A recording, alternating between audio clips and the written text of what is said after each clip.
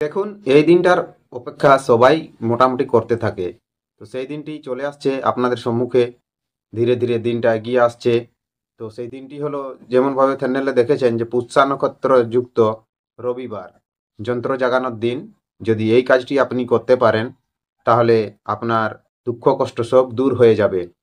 এখানে এমন এমন উপায় বলা হবে, বা যন্ত্র জাগরণ করার জন্য বলা হবে, যেগুলোর দ্বারাই আপনি আপনার অর্থ সংকট এবং যে কোনো বিপদ আপদ থেকে মুক্তি পেতে পারেন। এবং আপনি যদি এখন পর্যন্ত বিবাহ করেননি, তাহলে আপনার ক্ষেত্রেও এটি একটি শুভ দিন। আপনি যদি এই দিনে এই সমস্ত উপায়গুলি করতে পারেন, তাহলে আপনার সমস্ত দিক থেকে আপনি সুখী হতে পারবেন। এবং আপনি যদি প্রেমিক প্রেমিকা গণের সাথে প্রেম ভালোবাসায় জড়িত আছেন বা সফল হচ্ছে না, তাও এটার দ্বারাই সেদিনে সফল হতে পারে, এমনটাই বলা হয়েছে। ঠিক আছে, এ দিনটাকে অপেক্ষা করেছেন বহুদিন থেকে সবাই মানুষ। যারা দূর থেকে, দেশ বিদেশ থেকে এই ভিডিওটি দেখছেন, তারাও হয়তো ভাবছেন যে এরকম দিন তো পাওয়া খুব অসম্ভব ব্যাপার। যেদিন পাওয়া যায় সেদিন অনেক কিছু ক্রিয়া করা যায়, কিন্তু যারা বিদেশে থাকেন তারা করতে পারেন না। আর যারা গ্রামে গঞ্জে থাকে, এই দিনে সমস্ত ভারতবর্ষে এবং অন্যান্য জায়গায়ও এগুলো পূজা অর্চনা, গঙ্গা স্নান, বাড়িতে নাম সংকীর্তন এবং যে কোনো পূজা পাঠ করাতে পারেন। তার ফলে আপনি সগুণা লাভ পাবেন, এমনটাই বলা হয়েছে।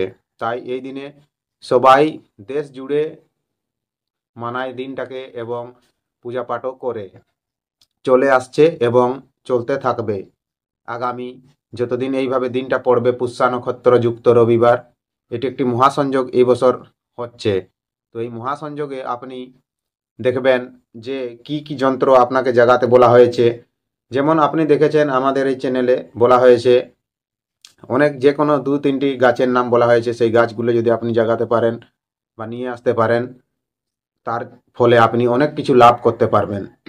এবং অন্যান্য যে সমস্ত নিয়ম, আপনি যদি বাড়িতে পূজা পাঠ করেন, তার ফলেও পাবেন। যে কোনো পূজা করতে পারেন আপনি, কোনো অসুবিধা নেই। পণ্ডিত ডেকে এনে তাকে পূজাটা করাতে হবে। ঠিক আছে, গঙ্গা স্নান করতে পারেন। তীর্থযাত্রায় অনেক লোক গঙ্গা স্নানে যাবে এই দিনে, আপনিও যেতে পারেন। তা লাভ অনেকটাই পূর্ণ লাভ পাবেন আপনি। তো আসুন সেই দিনটি জানা যাক, এবং দিনটি কবে পড়ছে, কিভাবে তার নিয়ম আছে। যেমন যন্ত্র জাগানোর নিয়ম বলা হয়েছে। দেখুন, আপনার তো সময় নেই ভিডিও দেখার, কিন্তু আজকের ভিডিওটা আপনাকে দেখতেই হবে। না দেখলে আপনি বুঝতে পারবেন না আর জানতে পারবেন না কবে এই দিনটি পড়ছে আর কেমনভাবে এটা করব। দেখুন, এই পুষ্যা নক্ষত্র যুক্ত রবিবার অনেকই কম পাওয়া যায়। 27টি নক্ষত্রের মধ্যে এইটা ঘোরাফেরা করতে করতে রবিবারে কবে পড়বে সেটা কিন্তু কেউ জানে না। যেদিন পড়ে সেদিন খুব শক্তিশালী দিন হয়। যারা জানে তারা করে ঠিক, আর যারা জানে না তারা বলে ও এরা এমনিই করছে। ঠিক আছে, ঠিক, সেটাও ভাবা, যারা ভাবতে পারে ভাবুন। কিন্তু যারা জানে যে এই দিনে এই জিনিসগুলো করলে খুব লাভ হয়, তারা অবশ্যই করবেন এই উপায়গুলো। যেমন বললাম, গঙ্গা স্নান, বাড়িতে নাম সংকীর্তন, বা আপনি আরও অন্যান্য পদ্ধতি আপনাতে পারেন। যেমন ধরুন, দান পদ্ধতি, আপনি বস্ত্র দান করতে পারেন, অন্ন দান করতে পারেন এই দিনে। সেরকম গরিব পরিবারের মধ্যে আপনি কাউকে মেডিসিন বা ওষুধ দান করতে পারেন, মানে ওষুধের পয়সাও দিতে পারেন। ওষুধ তো দিলে কেউ খাবে না। কোনো রুগী যদি বিমারি থাকে, তাকে যদি এই সাপোর্ট করতে পারেন, আপনাকে ভগবান উপর দিক থেকে খুব সাপোর্ট করবে। আপনার অর্থ সংকট বা যে কোনো বিপদ আপদ থেকে আপনাকে রক্ষা করবেন। তো এই যে শক্তিশালী প্রয়োগটি আজকে আমি আপনাদের সম্মুখে নিয়ে এলাম, এই ভিডিওটি যদি আপনার ভালো লেগে থাকে, ভিডিওটিকে একটি লাইক অবশ্যই করবেন।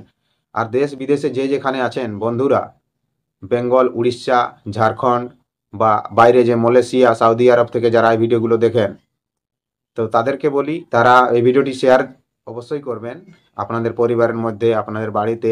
যদি এগুলো করতে পারে, তাহলে আপনারা যে বাইরে আছেন, বাইরে খুব সুখে শান্তিতে থাকতে পারবেন, এমনটাই বলা হয়েছে।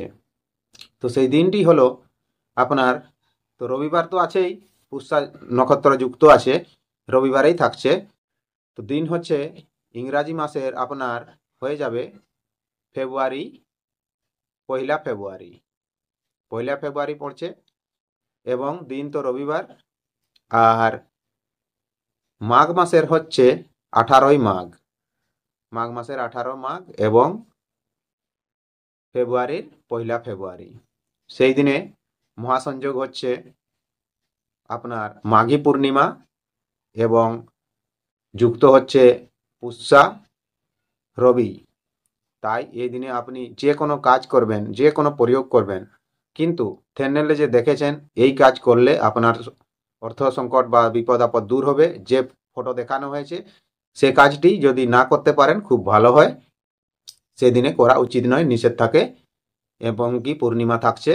তাই আপনি যথাসম্ভব সেদিন অন্নদান, ভোজন দান, বস্ত্রদান, যেমনভাবে বললাম গঙ্গা স্নান, নারায়ণের সত্যনারায়ণের পূজা, ঘরে নাম সংকীর্তন, এই সমস্ত যদি করতে পারেন, ছোট ছোট বাচ্চাদেরকে বালক ভোজন করাতে পারেন, ব্রাহ্মণ ভোজন করাতে পারেন, শ্রাদ্ধর্পণের দিনও আছে সেদিন শ্রাদ্ধর্পণও করাতে পারেন।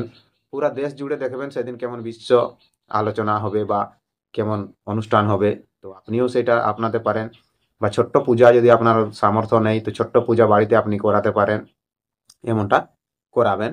দেখবেন যে কোনো যন্ত্র আপনি জাগৃত করতে পারবেন। যে কোনো গাছ বলা হয়েছিল সেই গাছগুলো আপনি চিনে রাখবেন এবং শনিবার দিনে তাকে আমন্ত্রণ করবেন, আর রবিবার দিনে সকালে সেটি নিয়ে আসবেন। ঠিক আছে, যেমনভাবে বলা হয়েছে। আর আপনার বাড়িতে যে পূজা পাঠ হবে সে পূজার দ্বারাই সে গাছগুলো জাগৃত হয়ে যাবে, সেই মূলগুলো যে শিকড়গুলো নিয়ে আসবেন। আর সেগুলোকে যখন আপনি কাজে লাগাবেন সেগুলো 100% কাজ করবে। বন্ধু দেখুন, এত সুন্দর ভিডিও আপনাদের সম্মুখে নিয়ে এলাম। যদি ভিডিওটি ভালো লেগে থাকে তাহলে একটি অবশ্যই লাইক করবেন, আর যদি ভালো না লাগে লাইক না করলেও চলবে, কিন্তু কমেন্ট একটি অবশ্যই করে দেবেন, যাতে আপনার ভিডিও দেখে আপনারা খুশি হয়েছেন কিনা আমি জানতে পারি।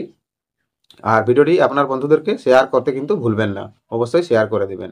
যে যেখানে আছে এই প্রোগ্রাম, এই ভিডিও দেখে যদি কিছু উপকৃত হতে পারে তাহলে আমি ধন্য হব। নমস্কার, জোহার, ধন্যবাদ। দেখা হবে আবার নতুন ভিডিওতে, তখন পর্যন্ত আপনি আপনার খেয়াল রাখবেন।